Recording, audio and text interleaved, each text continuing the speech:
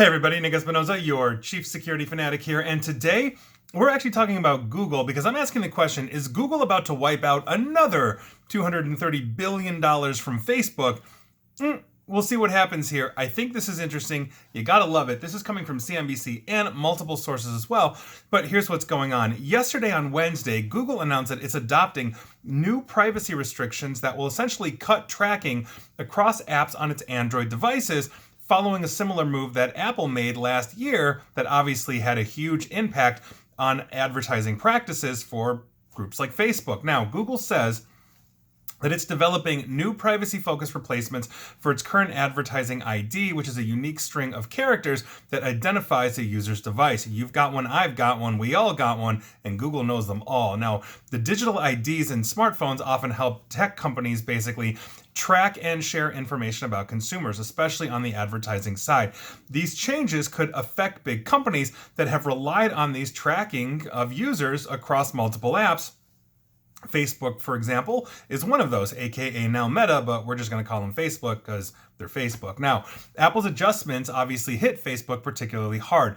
Facebook said earlier this month that Apple's privacy changes will decrease the social media company's sales by about $10 billion. Big surprise, you are given the choice between being relentlessly tracked or not, and consumers are choosing not to.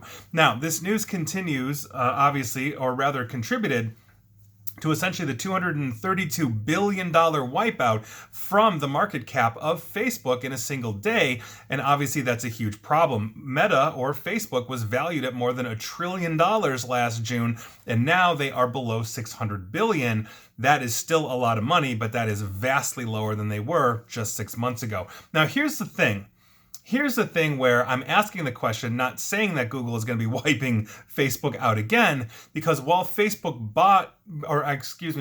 fought against Apple's changes, it's voiced support for the way that Google is planning on implementing these new privacy policies. So Graham Mudd, who is the vice president of product marketing, ads, and business at Facebook, said on Twitter, and I quote, "It is encouraging to see this long-term collaborative approach to privacy-protective personalized advertising from Google.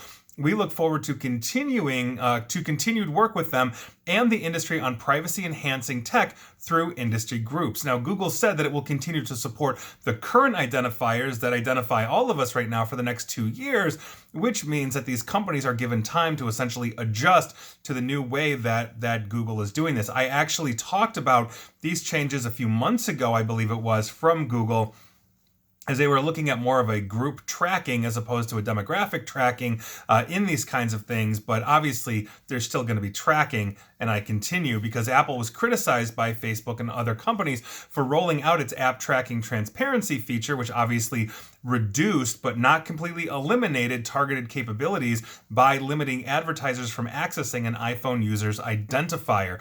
Now, with that change, users were given a pop-up window that let them block apps from tracking their data for advertising purposes, but not really, because I've done videos on podcasts and on my radio show about that one. And so here's a couple of quick points that I've got here.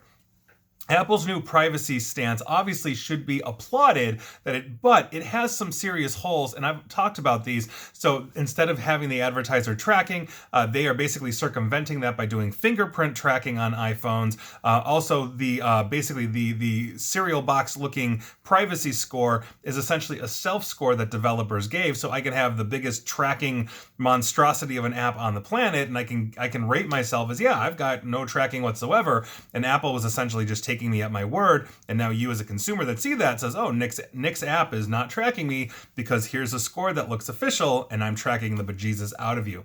That is a huge thing. So Apple has a long way to go, but I do applaud their initiative to start essentially wiping this out, but more importantly, alerting users. You put something in front of a user that says, this app is going to track you in a million different ways. Do you want that?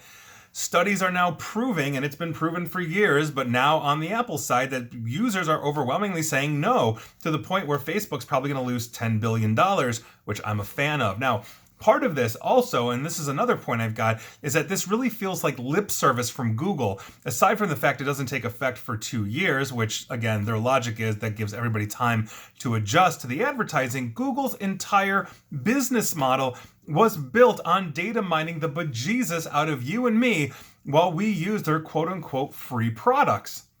Also, basically that aligns them with Facebook incredibly well, and if Facebook is happy and their VP that is running the advertising at Facebook is essentially saying, yeah, this is great, we're looking forward to working with Google on this new privacy feature, is it really more privacy focused?